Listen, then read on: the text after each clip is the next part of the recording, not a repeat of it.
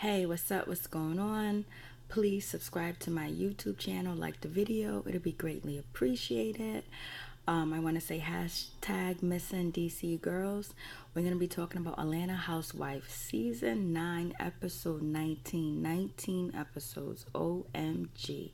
We're going to get into it with Todd and Kandi at the restaurant.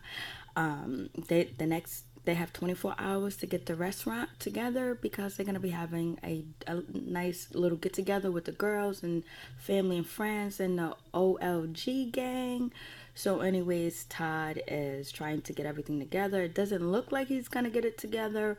Kandi's there at the restaurant. She's having a nervous breakdown because it looks like the place is going to be messy. It's going to be messed up. And she knows how the girls talk about each other and how they throw shade at each other. How Sheree and Kenya talk about one another with their houses. So she doesn't want to be in that predicament. She wants her shit to be together. And who can blame her? So Todd is like, okay, Todd looks like he's tired, he's stressed. He's basically spends 10 to 12, 20 hours a day at the restaurant trying to get it together. And so now they sit down and have a meeting. Don Juan is there, Kandi's best friend's there, the cook is there, Todd is there, and Kandi's trying to find out what's going on. Is this place going to be clean? Is it going to be ready? And then basically Don Juan is saying, what about this? What about that? And like the uniforms and all different types of stuff. And Kandi saying, let Don Juan help you. And Todd is refusing his help. Todd doesn't want his help because Todd is his own man and he wants to do this on his own. And I believe in Todd.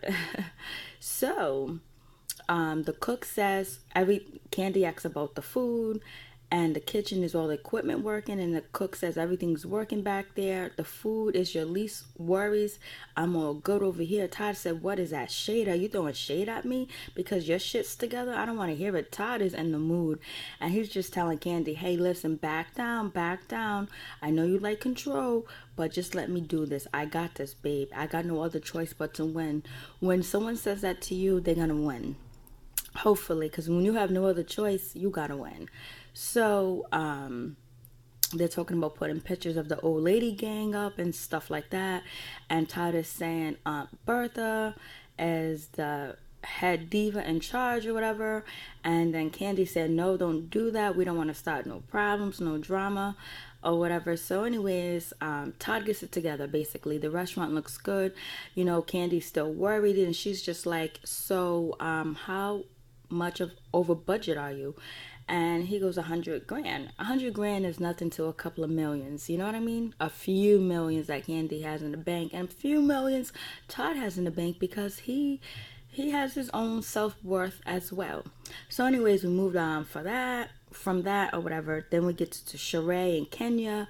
Kenya shows up to Sheree's house in her fabulous car, I might say. I also gotta say, Kandi looked so good in her confessionals when she had on the black. She had like the blue eyeshadow, beautiful, drop dead gorgeous, and her hair pushed all the way to the back. Go Kandi, go Kandi. So anyways,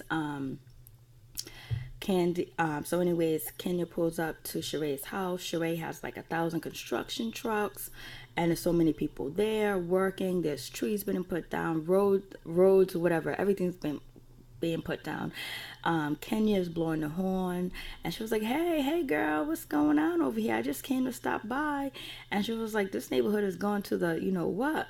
And then, you know, that I believe Kenya says it, oh, because we moved in because I guess there's two black faces on the block or whatever. So anyways, Sheree asks Kenya how she's doing about everything with, you know, what happened in Hawaii or whatever, and what's going on with her and Matt. Kenya says everything is good. Todd still, what is his name? Matt still wants to marry me. Matt still wants to be with me and all this other good stuff. But you know what? I'm just going to let it go because you know what? He may have good sex, but she has had better. And she's like, you know what? I'm just going to take it as a loss. It's just a loss, whatever. And Sheree's like, well, me and Bob, we're done with through, and it was so good to let go all that pain and all this other stuff. So Sheree says she's having a housewarming, and Kenya says, am I invited? She goes, oh yes, you're gonna get an invitation. And then Kenya throws her shade and says, can I bring my guest, which is a city inspector? Oh, you know what, can I bring my top hat? And Sheree said, bring whatever you want to bring your top hat. And then, Sheree walks away like nothing but shade. She is so shady. So anyways, but it was clean, fun shade, basically. So that was good, basically. And so anyways, Todd goes pick up Peter from the airport. And Peter's really not feeling so good because today is the day that the divorce is final between him and Cynthia. And, he's not feeling so good about that as well. And then they end up talking about Apollo. Apollo calls. Apollo lets Peter and Todd know that that Phaedra tried to play him, basically saying that she's not sure if she really wants to get a divorce right now because she still loves him and all this other good stuff. And then before he could turn around, he's saying that the divorce is going through. She tried to play him, set him up to make sure he gets nothing. And he asked, have you guys seen my son or whatever? And I was like, nah, we haven't seen your son because Phaedra and Kandi are not friends anymore, so we don't see your boys at all, Apollo. And Apollo was like, I only see my boys twice, really. But he says that later on. And so it's like, okay, so now Phaedra and her moment with her parents at the ice cream shop, which was cute when Phaedra said, come on, let's go have some ice cream, and Aiden says, no, it's not ice cream, mommy, it's yogurt. He corrects his mom. So anyways, but Phaedra is there at the restaurant saying that, today's my birthday weekend. Her parents are going to take the kids. And she's saying that she's divorced, and she's been telling people that she's divorced. But Apollo said that they're still in the sessions in the mix of court documents and going to court and things like that. So basically, Phaedra is lying to us once again. So anyways, Apollo wants to make sure when he gets out of jail, he has money, he has some stuff to come along with. And Phaedra wants to take it all. Apollo feels like Phaedra never loved him. She just used him. Yes, you're a criminal, and she's the mastermind, and she's smart. So basically, you're doing time while she's out here lying. So anyways, Apollo is like, yo, this divorce is going to be real ugly. It's going to be real messy because he's not going to let Phaedra duke him out of his money, basically, because he's doing a hard time for the crime that they probably both committed together, allegedly, or whatever. So anyways, Apollo also lets Todd knows that his new girlfriend, his soon wife-to-be, will be at the opening of the Old Lady Gang restaurant to show Todd support since he can't be there. And, Apollo says his girlfriend is fine. He upgraded. He moved on, basically. So that's where that is at. So, and so then now you get Cynthia with her daughter Noelle talking about, today's the day of divorce, it's final and it's hard and blah and the third, and she just can't believe that her and Peter are over with, and it's finally said and done. Peter didn't show up there, but she's ready to move forward.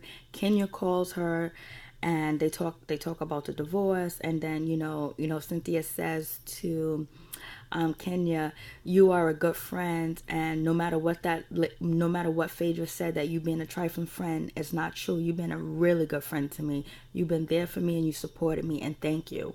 So basically, now you're seeing that Cynthia is putting it out on the table that Phaedra is also another liar, that Kenya is a good friend and Kenya has been a good friend to her. So basically, all said and done. So then we get to Sheree. She's moving out of her house. And everything. She got her kids there. Her kids are beautiful.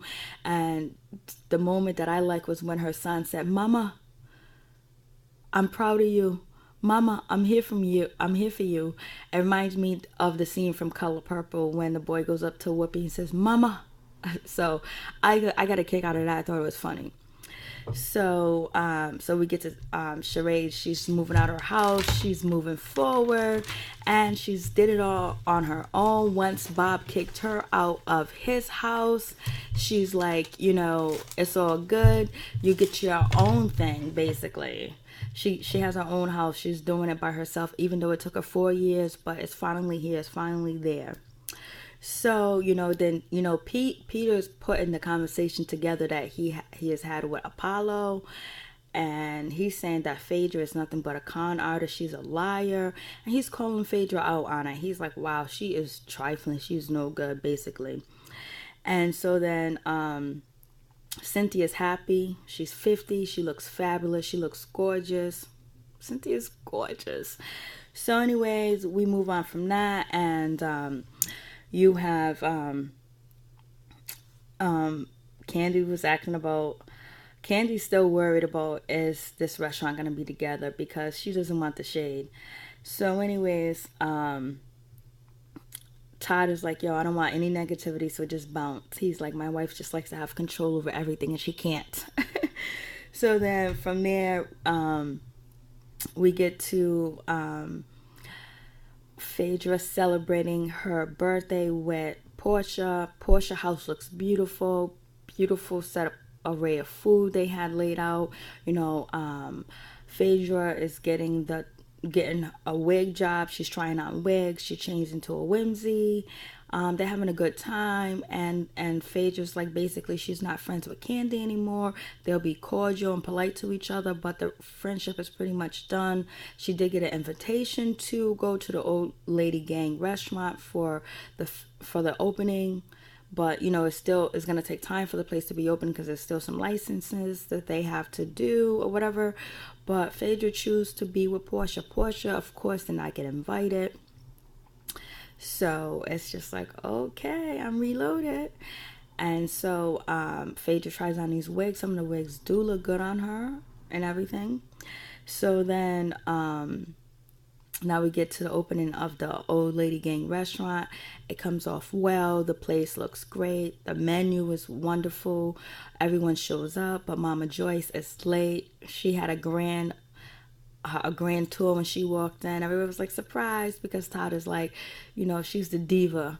So anyways, Don Juan is telling the girls to go downstairs. He goes, let me escort you to the dungeon downstairs. And they started laughing to make fun of Portia, because Portia is nothing but a liar. So her and Phaedra belong together. So basically, Kandi actually sings at the restaurant, and that song, Rise Above the Haters, great. She's like, these words still touch me today, because she got nothing but haters. And she's just like, you know what, you ain't doing something right if you don't have haters. And she says, Kandi says, it takes a lot for you to bring a bitch like me down. You can't bring me down, because I'm the grand wizard, basically.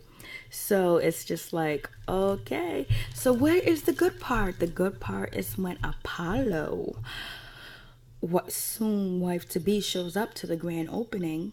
And then Todd is like, oh damn, this is gonna be some bullshit. And so he brings her down to meet the ladies of Housewives, basic Atlanta Housewives, except for Phaedra and Portia are not there. So she's introduced to Todd's wife. I think her name is Shireen, or whatever her name is. I'll get to know it later. So, and Candy's not feeling this, because Kandi doesn't want any part of it, because she said the first thing Phaedra's going to say is, I set this up, I did this on purpose to try to make her look bad, and this is just the key and throw shade at her, basically.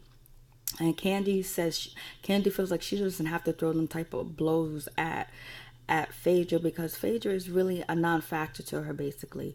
So basically, she doesn't really want a part of it. But while she's here, she's asking, so when did you hook up with Apollo? She said, I've been with Apollo for 4 years. We've been friends. So Candy's saying, so was you with him when he was with his wife? And the young lady says, his wifey wasn't around. And so, then Kenya goes, oh, come on, let me get a front seat. This is some tea. This is the side chick. I ain't never been a side chick. We know you ain't gonna be no side chick, Kenya. You're the bomb. but basically, like, all of you ladies look very good. You have a career, you have things going on for yourself. So basically, you have a lot of options. So, but you can't tell on the show if you have options, because maybe you don't want that part of your life on the show. Some of you, Phaedra. So, so they're asking her questions, and then Apollo calls, and then Apollo informs the women that he is not divorced. And they were like, well, she's going around telling us that you are divorced. And Kandi says to Apollo, like, you know, me and you were cool, Apollo. Our relationship kind of affect my relationship with Phaedra, but it's all good. But she's going to be thinking I tried to set her up and try to make her look bad, and I don't even want a part of none of that. Even though your girlfriend's a lovely woman, or your fiance, I just don't want to bring that negativity towards me, because I'm shining right now. So anyways, Apollo's like, nah. He was like, I only seen my kids twice. And he was like, she don't even bring him up here. I don't even talk to her. She tried to shade me with the divorce and tried to do some underhand shit, but it didn't work. And he was saying that they have a court date coming up, so basically they're not divorced. Everybody was like, whoa. So Phaedra is just, and you know, Kenya says the old shady Faye, the altar of the facts. She altered all the facts, which basically Kenya's calling her a liar, like shady Faye. And basically everybody was like, and but Peter's upset. He's not too happy right now because he's looking at Cynthia and he misses her. And you know, Todd convinces Peter to, you know, give Cynthia a goodbye hug or whatever. Then boom. But what I did want to point out is when Peter drove by him and Cynthia's old home with the bricks out in front, you could see the pain and the sadness in his eyes, revisiting that area. And he said he's never gonna come back to this area anymore. And I totally understand where he's coming from and how he feels, because it's like when you go by somewhere that you felt that you was gonna live there, be there for a long time, and you're not, it hurts. And you can see the hurt in his heart, you can see the hurt in his eyes. And he says, one of the things that he says that really stuck out to me, Peter said, I was still riding a train and she had got off long time ago. And that hurts when someone falls out of love with you and you're still in love with them and you don't even know. But basically, Cynthia had to do what she had to do. And basically, one of the things Cynthia said is, you know, my first 50 years, I lived it for everybody else. But now my next 50 years, I'm going to live it for myself. So she's trying to see what's going on in the world. And when Phaedra said that, you know, she's single, ready to mingle, and she wants this fat cat to be out there, I was like, come on, Phaedra, why are you saying things like that? The sanctity of marriage when you talk like that. So anyways, please subscribe to my YouTube channel, like the video, share the video. It'll be greatly appreciated. # missing DC girls. One love, and I'm out.